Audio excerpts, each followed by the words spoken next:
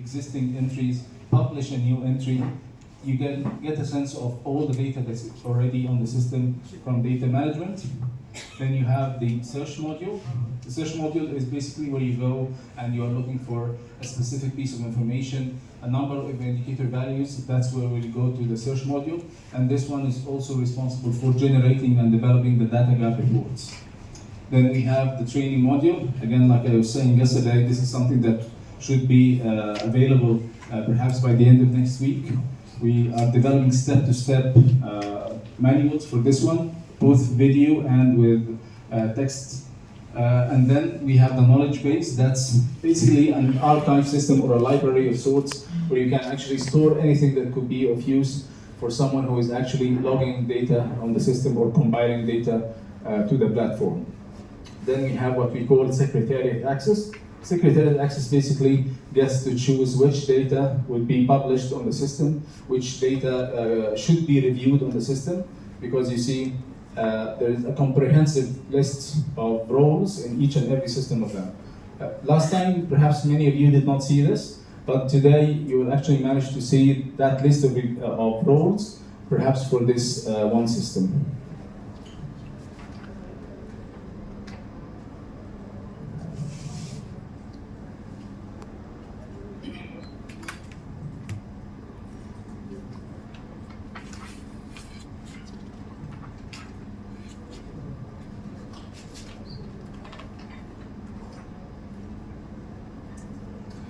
Okay, now as you've seen me, I went into what we call manage users. This are the list of roles that are actually now being used on the system. First one is an ACCANESIS, yeah, a long name. It's Common Country Analysis, National Environmental Summaries. That's an author for this one, and then a reviewer, then someone who will get access only to training, and next to just view. He can actually only view the drafts. Someone who is a moderator who gets to actually manage all the 4 previous roles. And then we have what we call a super author, who is a leading author for a specific section. Then we have what we call an FAPA member, because all these platforms are now being integrated to a platform that is called Africa Heads of Environmental Protection Agencies. I know that Mr. David Oliver will be joining us in Cairo in December, because he will be one of the FAPA members on the system. Then we have ASDGS. This is the Sustainable Development Goals System. This role gets to edit the data on the system. This gets to only input. This gets to manage editing and inputting. Now again, training, only view and search, edit, and so on. So you see, it's a very comprehensive list of roles, all made and tailored to actually allow access to a very specific resource on the website. So someone who is actually a viewer don't get to enter data, he only gets to validate data. And someone who is actually tasked with inputting data do not get to change existing data on the system. You only get to log the data on the system, not the other way around.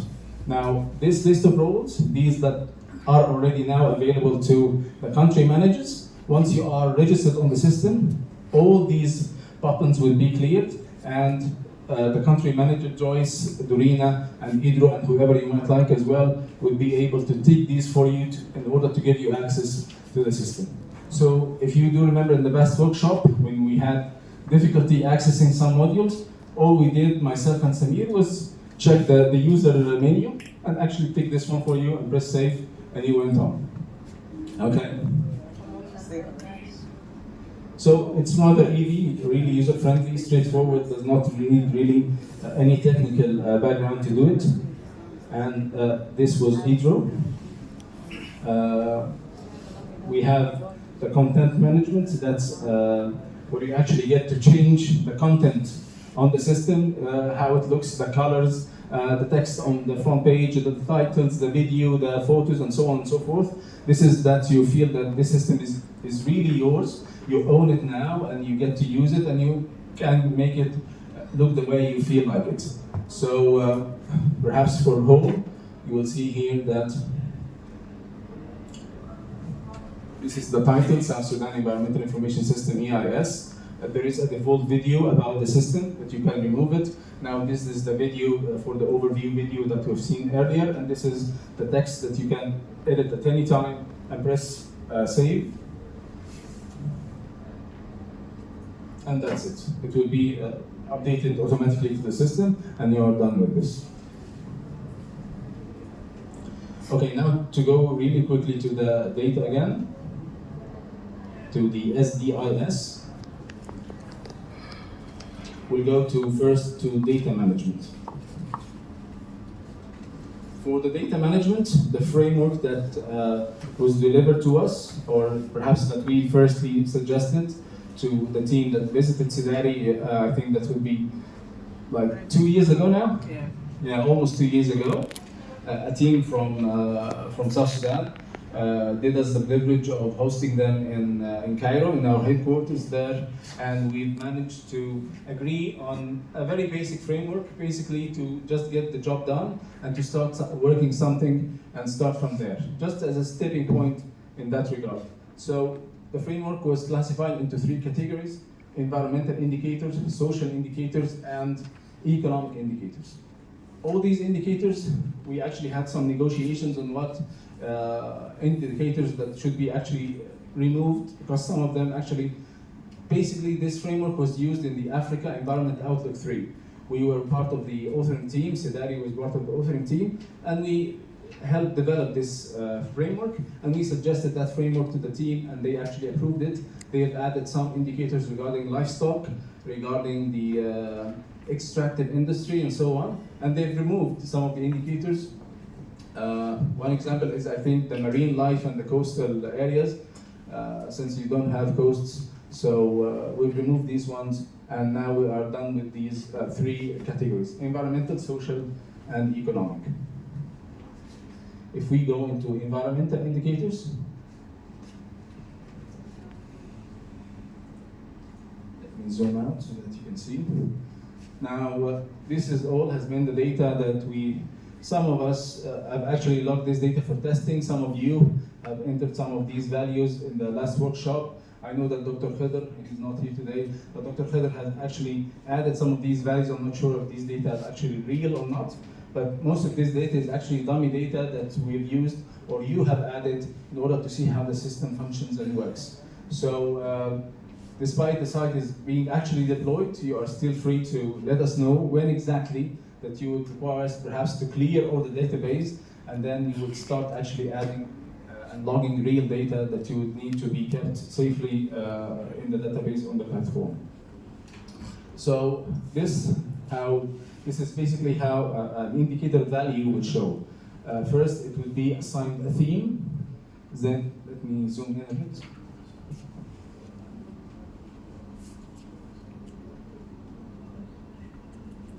Okay. So first, it's a theme, then an issue, then the indicator itself, and then the institution. That's the institution who is either responsible for it or the responsible who is logging that indicator, and then a contact person, and then the availability, because later on I will show you that you can actually log data that is not available, that would require verification or that would require validation. And then we have a year, that's 2023, and then a value and a unit. You'd have to log a unit. And then we have what we call indicator type, according to the DBSIR. It's an integrated environmental assessment framework. It identifies indicators or environmental issues into 5 categories. D standing for driving forces, P is pressures, S is state, I is impact, R is response. So we don't need to go into details regarding this one. Perhaps there will be time later for it. And then we have internationally agreed environmental agreements, IAAGs, and these are the relevant agreements that are relevant to that specific indicator. I think we have more fields as well. Yeah. We have the SDGs, so this is the most relevant SDG. We have also what we call a modification time, the last time this has been uploaded or perhaps modified on the system. So this gives you an overview of all the data that is linked to the system. if you would like to make a quick search of that kind of data, you can only use that filtration up there. You can look up a specific theme, a specific issue, a specific indicator. I suppose perhaps after some time, based on the training that you have now received from Danny, you will develop a new framework based on the FDES 2013. Once you're done with it, you can either contact us to actually upload it to the system right away, the framework itself, the list of components, subcomponents, indicators, and so on, or you can do it your own way. How? We can actually log like a new indicator or a new theme or so on from the previous menu. We'll go to data management again. And from there we have the option to manage themes. So manage themes for environmental indicators, manage themes for social and economic. If we go into manage themes here, you'll see these are all the themes that are available on the system. Biodiversity, coastal and marine, environmental, economic, agriculture, forests and woodlands, and so on. If we would like to change one of these, we'll have to go to actions. You can either edit or delete. Editing will change the name basically, but we'll keep all the subsequent indicators or the underlying issues and indicators. If you do delete it, the theme and the issues and the indicators will be deleted with it as well. But let me remind you and assure you as well that if you actually do delete one of these, this is kept in the database. It can be later restored to a previous version of the database. So perhaps we would like to add a new theme. We would have to press on this one, new SDIS theme. If we would like to add a new issue, we'll press, let's say, biodiversity, manage issues. These are the issues inside biodiversity. So this is mainly the directory, environmental indicators, biodiversity, and these are the issues. Again, similarly, we can go into a new SDIS issue and change any of these, edit or delete. Manage indicators will basically allow you to view the indicators in that specific issue. And you can, again, add a new indicator, or these are the indicators. Add a new indicator, edit or delete. Now, one change that we have done from the last time is now, since the value of an indicator would not decide its relation with perhaps SDGs or the Agenda 2063 for Africa or any of these, it's actually the nature of the indicator itself. So now we've added this one here. So now you get to see the name of the indicator, and you get to decide the lists of themes that is related to it. IAG, SDG, Agenda 2063, and its indicator type DBS-IR. Let me show you quickly how we actually do that. Okay. So you see now its name is changed in ecosystem health, and now we have 6 selected relevant SDGs and 4 selected relevant international agreements and 4 selected aspirations in Africa Agenda 2063, and that's the type of DBS-IR. Now, we have that new button down there, which is autofill. Autofill mainly engages the AI agent to actually read the name for this one and have access to all these fields, and he gets to suggest to you right away the list of SDGs that is available and that are relevant, and the IAG Agenda 2063, and the possible indicator type according to the DBS-IR framework. Now you are suggested to actually review these, and if you do agree, just press yes. If you do not, just press no. And if you press yes, it's directly integrated into the system. You don't need to press any other than yes. Okay, and that's basically how you do such, let's say, a small to medium change.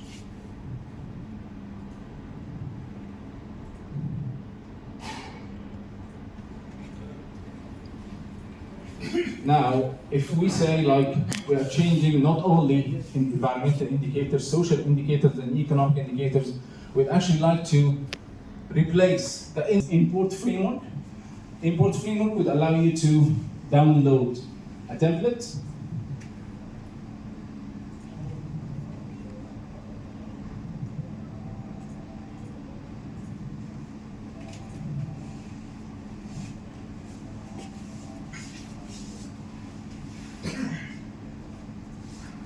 And using that template, you can fill the sector. Let's say a new sector. It could be, if perhaps we follow a FDES, it could be the first component. I think it's physical environment. It can be the first sector, and then the theme could be air quality, and then the indicators could be PM10, PM2.5, and so on. And this is actually how you simply log these. So you choose a sector, and then you repeat it, and then you check the responding themes that is available in that specific sector, and then the indicators that are under that specific theme, and you go on and on and on. And once you are done, you save the file, and then you upload it from your system and log it right away. Which one was it? So once you've seen that file name in here, just press save, and then the system will automatically integrate that into the framework, and you can replace it altogether. So just this fast, you can do it. Sometimes the framework can be pretty long. You see that because the file now is empty, it tells you that 0 records has been imported successfully, but you need to check perhaps if there is any records that have not been logged into the system. The system would let you know that a few errors have been found in the file, and it will highlight to you those errors that have been entered, perhaps using a special character or non-homogeneous text or so on. Now, that's how you import a framework. Now, if you already have a framework that you'd like to make use of, or perhaps fill it some other place, you can do export framework. That will give you a list of the list of themes, issues, and indicators that you can use as you like. Okay.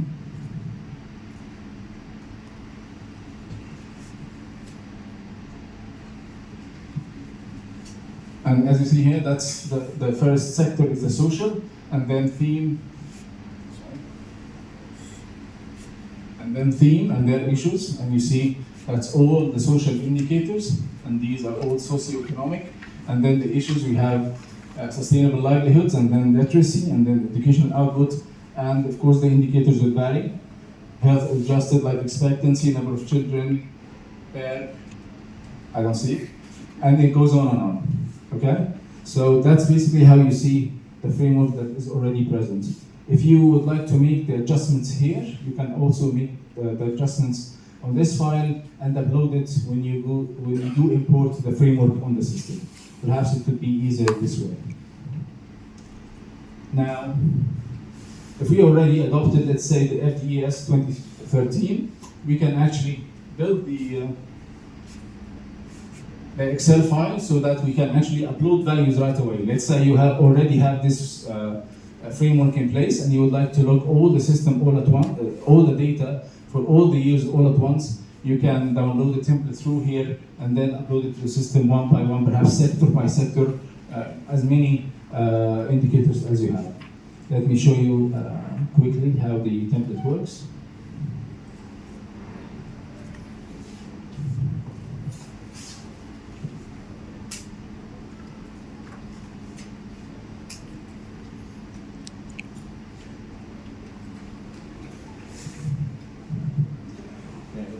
Shows much clearer on my screen. Okay, so this will be a drop-down menu. You can select the indicator that you'd like to log the data for, and then you choose the value and enter a unit, and later on a year, and you can go on repeating the different time series values for the same indicator or for different indicators, and then you upload it back on the system, and the system integrates that into the framework on the system. And this way you can actually manage to fill as many indicator values as possible if you already have that data collected somewhere in a database in MPS or in the ministry or so on. This is usually how you integrate those databases and skip as much work as possible regarding to actually do single entries for each and every indicator.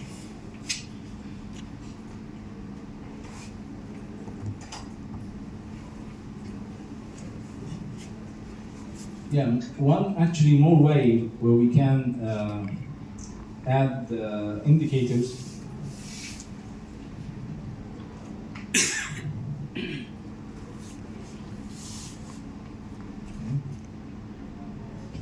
Now this is the form where you get to add the indicator values.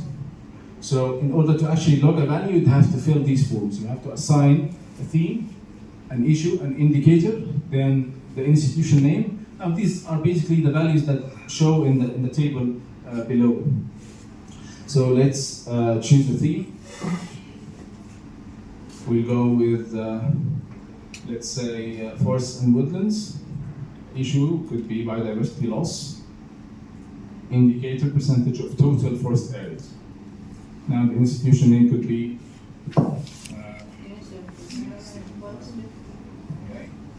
and let's say it is available, and we'd have to pick a year. So let's say 2010. Okay. So now we have this new form. The next form would collect as many metadata or as much metadata as we can in order to keep the data sourcing for the system. Now I know again that some of you who have already seen this form are pretty familiar with it. But this has really been helpful for us. I've done this exercise personally with like 7 or 8 other countries. This really goes a long way into locating the person who is responsible for a specific indicator. Not only the institution. Institution could be rather easy and obvious to actually note of it. But who in MPS, who is the name of the department, what is the name for the department, who is the guy who is responsible, the guy or the lady, who is responsible for that sort of indicator value. So a contact person would have to be provided, then a data source. This could also be very important when it comes to who is producing the data. Institution website, data URL if it's published online, a responsible department, an email. You can even upload the contact photo if you'd like your face to be on the internet. Contact email, contact telephone, and then we get to the next part of the screen, which deals with the indicator itself. Now, we've already assigned it as available in the previous screen, and the year is 2010. Now, you'll have to log a value for percentage of total forests, let's say 22. And we will go to unit. It will take the AI some time to actually suggest to you a list of units that is most suitable for that indicator.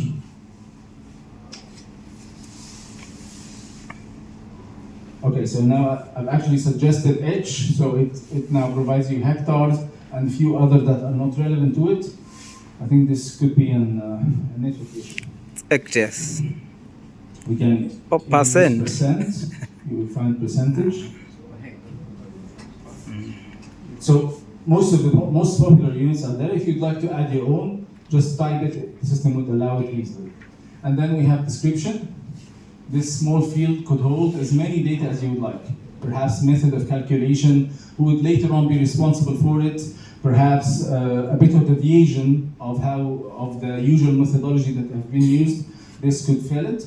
And the notes is something extra. You don't need to fill it. But if you do have to provide any more information about that indicator value, you can add it over there. Now we have a production date when that indicator value was produced. Then a governorate. This deals with the states and the administrative areas in South Sudan. If it deals with all the districts or all the states and administrative areas, you can pick it from here. If not, you will have to go with another option from that list. And then the last one would have to deal with the data security or the data privacy. If you'd like this data to be shared with the public or not. Because what we had in mind is we're actually now developing a public landing page for the system. You don't have to log in order to see it. Just in the same manner that I've actually logged into the system the first time. So if you'd like perhaps someone from the Ministry of Education, if they're not really involved on the system, actually the general public can even get access to it. If you're fine with this, you'd have to take this option, choose yes or no. If it's yes, it will be available for the public. If no, it will not be. As of now, this has no real consequence on the system. We have not yet developed this part, but we will keep that choice. It will be available for us. And once we implement that part of the system, it will recognize which was yes and which was no, and it will keep it that way. Sorry, Yusuf, in South Sudan we don't have districts, but we have states. Yeah, states and administrative areas. Yeah. Yes, I know. This is something that we will fix. If it is country specific, then Yeah. Administrative areas and states, not governorates.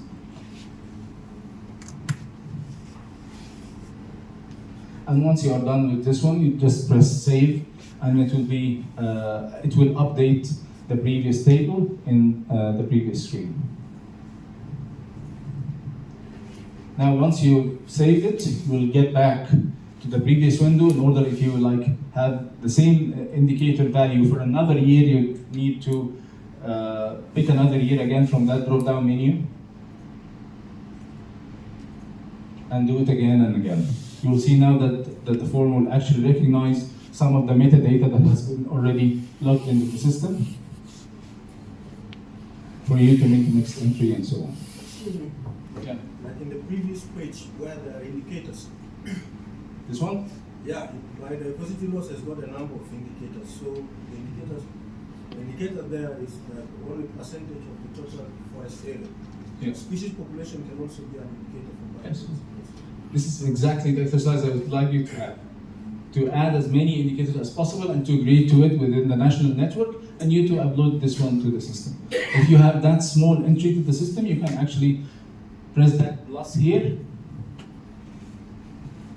that sign there, and you will be presented with an option to add that new indicator name and link it with the same, just in the same fashion we did in the last exercise. And then you press save and you are done.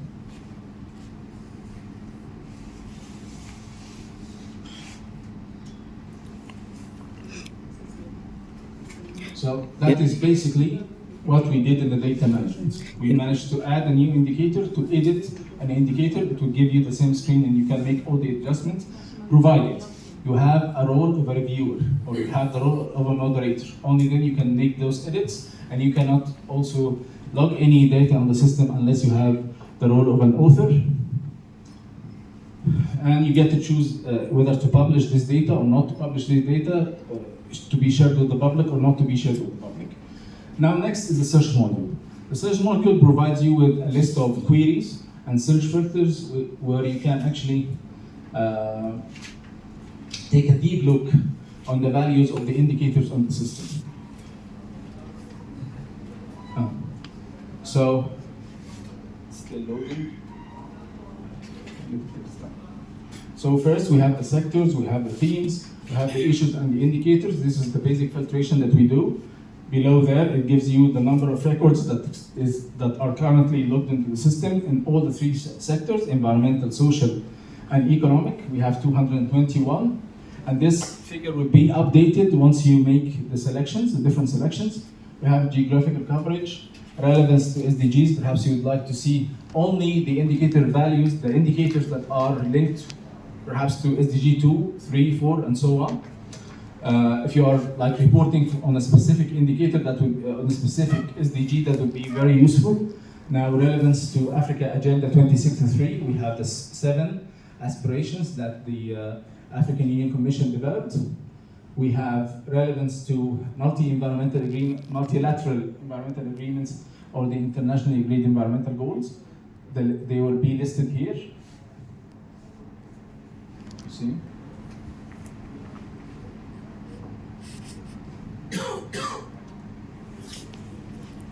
And the SDIS moderator would actually get to add to this list or remove from it. So if you perhaps would like to log your national agendas, your national policies, and so on, this list can be updated as many as you'd like. And then we have indicator types, institution name, if you'd like to see all the indicator values that has been logged let's say by NBS or the ministry, you can do that from here. Then you have institution types. You would like to see perhaps all the data that has been produced by the UN. It would be international, academic, non-governmental, governmental, and so on. Or perhaps if it's not set, if you'd like to fill that data gap, you can do that as well. Now that's data reducer, that's a free text search, where you can actually go and perhaps, let's say, data producer could be a specific department in the Ministry of Environment and Forestry.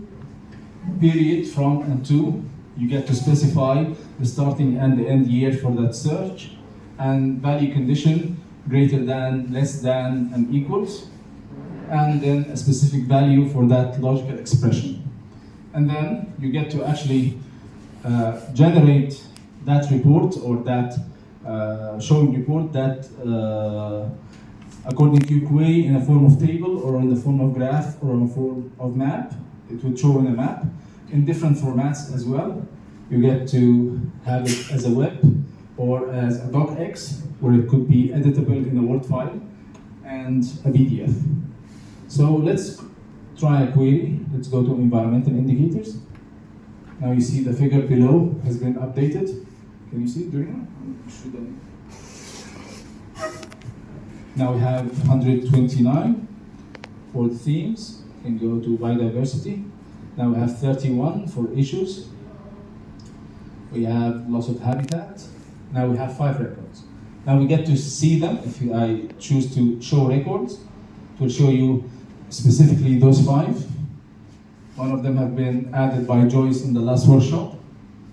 And these are the list of the 5 indicators. If you'd like to have them in a table, I can do it. So let's choose a web and then generate country profile. It opens a new tab and you get to see all the indicator values listed in that table. So just one entry for 2023. And now when you go down, you go into another indicator, now another one here, and then another one for 2024, which is 52 square kilometers, and so on. Now that's in the form of table. If we add a graph, let's generate country profile. Now let's try it in the Word file. Okay, it's downloading.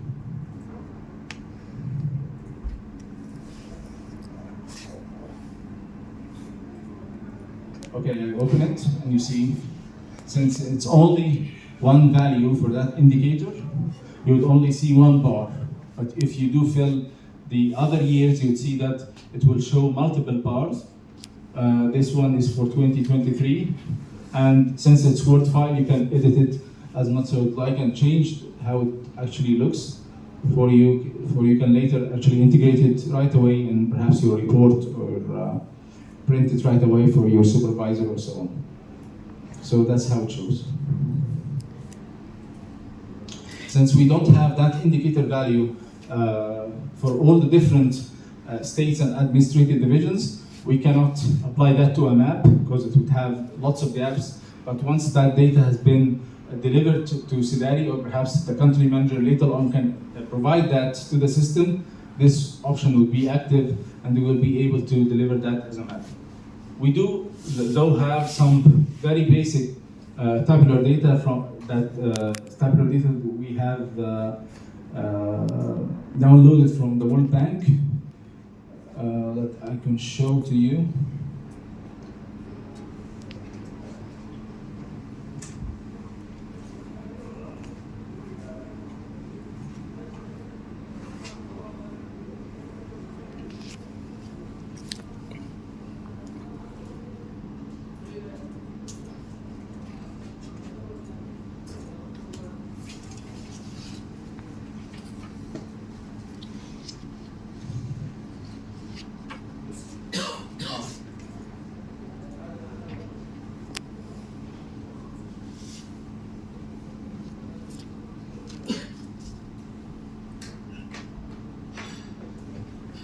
Okay, so this again the map of South Sudan, and you get to choose the shape of the base map and check an item from the list. So let's say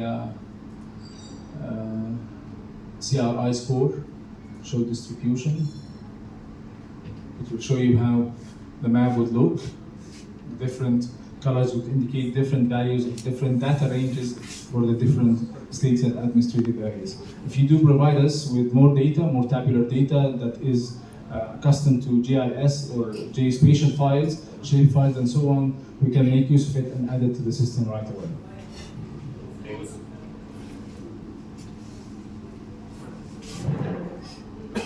Okay. Back to the search module. Now that's where we've been, multiple search report. Next would be the indicator gap report. The indicator gap report will let you... Yusuf, at the moment, is it possible to search by available or not available? Yeah.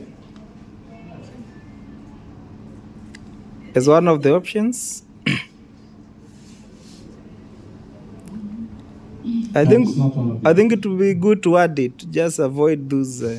That's usually where the data gap reports do. Yeah. Like if we go to this screen, the indicator gap report will show you all the data gaps regarding a specific indicator, and this will show you a holistic overview of the data gap report, of the data gaps in the entire frame. Would it do harm if we added it as part of the search criteria? So that, because that would screen out all the unavailable roles, because there are too many. You have to scroll, yeah.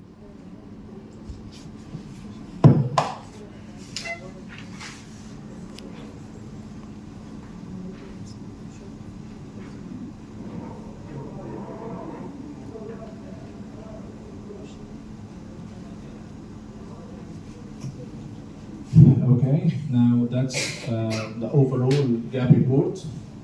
So you see that most indicators at least have one value, so it is highlighted as available, the blue color is available, and only a small percent has been considered unavailable because it has absolutely no values. Of course, this is deceiving because most of the data is not actually real data. We'd have to do that exercise again after we clear the database and you add your own real data. The same with the indicator gap report. You get to select a specific indicator.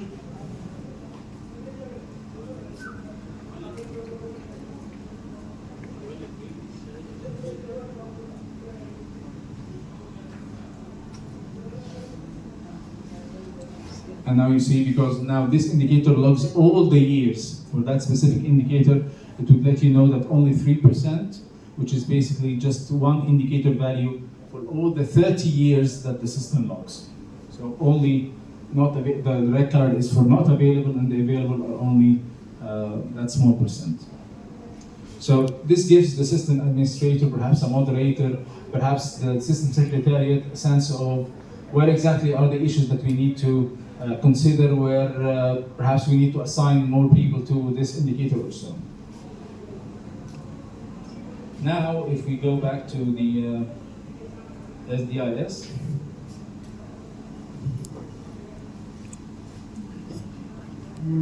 next we have the knowledge base. So again, the knowledge base is something that we have been again filling for in the next workshop. This is basically, like I was saying, this is a whole library or whole repository of resources that you can make use of as long as you are using the system for logging data and so on. Every separate module does have its own separate knowledge base. So for the SDIS, we have their own knowledge base. SDGS have its own separate knowledge base. IA Workspace has its own knowledge base. So some here are being uploaded by Nicholas, Dora, Daniel. We have actually a number of them, 28. So how do we actually add these? We add a new resource from this one over there. You write a title, then a description, a note, choose its format, whether it was a report, photo, presentation, documentary, a link. You can only upload a link.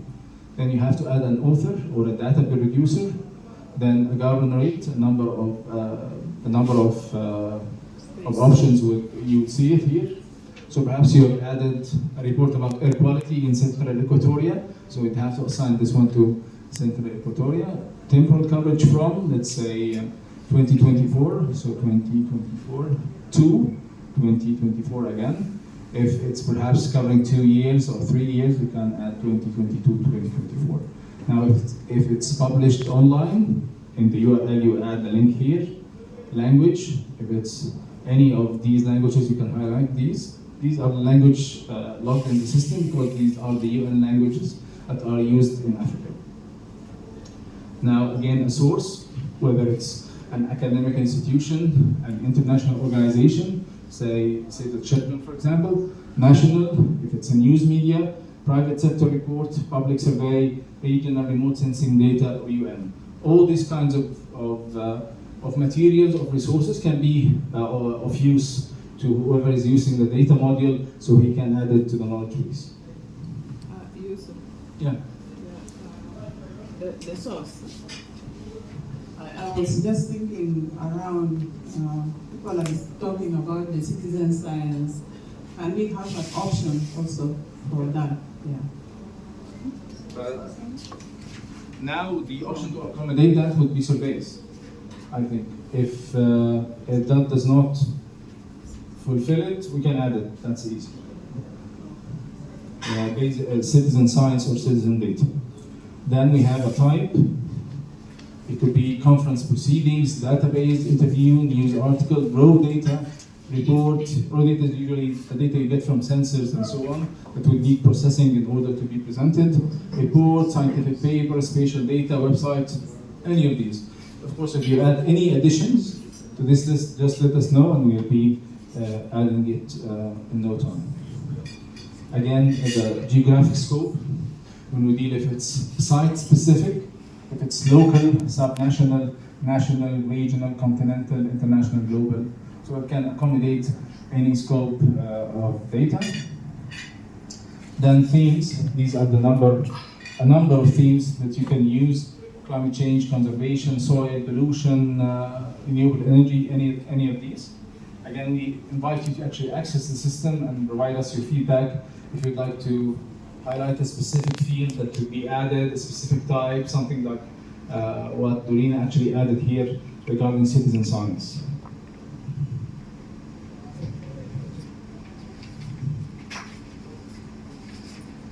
And then we have tags. This can really be useful as well if you'd like to add, let's say,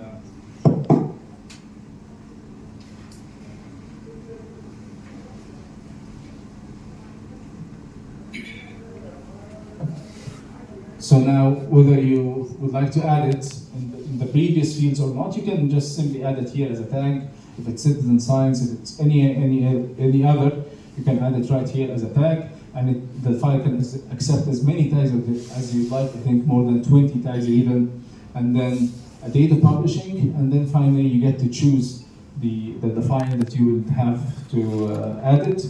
Choose the file, and then press save, and it will show in this table over there. You see, those are actually lacking this kind of metadata, because this metadata would add it after the workshop. So the previous ones would not have these. Like this one has been logged in, I think that's June, so it would have that metadata available.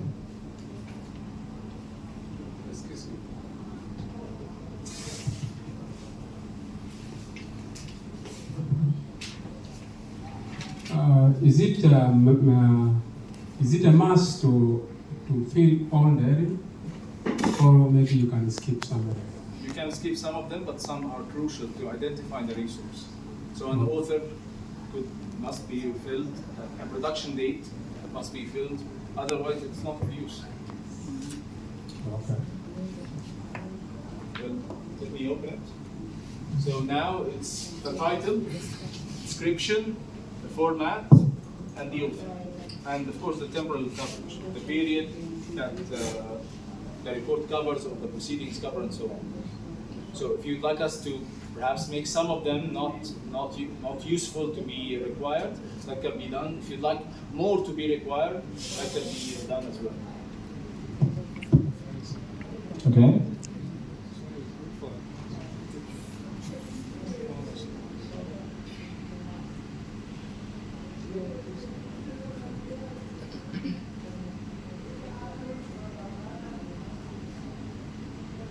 So now we've covered the data management, we've covered the search module, and we have covered the knowledge base, and that's basically the very main functions that SDIS user would require to log the data and to look for it and to manage to develop country profiles regarding that specific indicator, and then to add as many files to aid those who are actually using the two other tools, which is the knowledge base. Now the next workspace is just the same, only that you would not have access to modifications regarding the framework, since it's the global framework, the SDGs, so we do not make any changes. But since actually the framework now undergoes annual reviews, and perhaps in 2015 we'll be having a comprehensive review, we'll be updating the framework, and we'll be adding it to the system for South Sudan.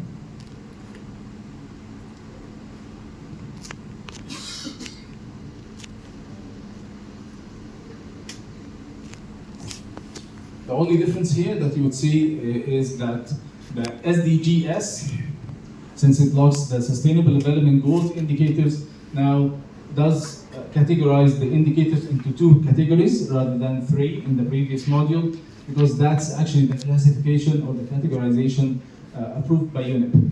They does make that distinction. Some SDG targets are being classified as environmental and others as socioeconomic, and we have used that distinction in order to aid the user to identify the targets and indicators that he would like to log data for. So if we go to environmental targets, again you would see the list of data already entered in the system. So some by EDRU, some by WANI, some by DORA. Again, most of these values have been entered in the last workshop. How to add it? Again, in the same way, add new indicator value, and you go into the input form. Yusuf, So it's for the demonstration, would I kindly request if we could just do one example? Because South Sudan submitted their voluntary national review this year, and is already available on the website. If we could just pick one SG indicator and just document it through the system, yeah. okay. So either Dorina or Joyce would have to aid me in this regard. Yeah. Or we just choose random values, or does any of the other participants would like to pitch in? Perhaps we just download the report and pick one indicator and document it.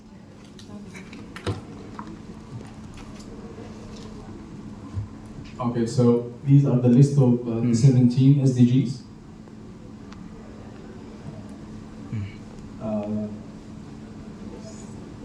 We can go to perhaps climate change. Go 13. Let me zoom out. And then we have 13.1, 2, 3, A and B. We can go to I think we'd rather first download the report, we pick one which has data, because some were not reported because data is still not available. okay, so let's just do a random example. Number of deaths, number of countries that adopt, number of proportion of local governments that adopt. Let's say number of deaths per 100,000. Institution name that could be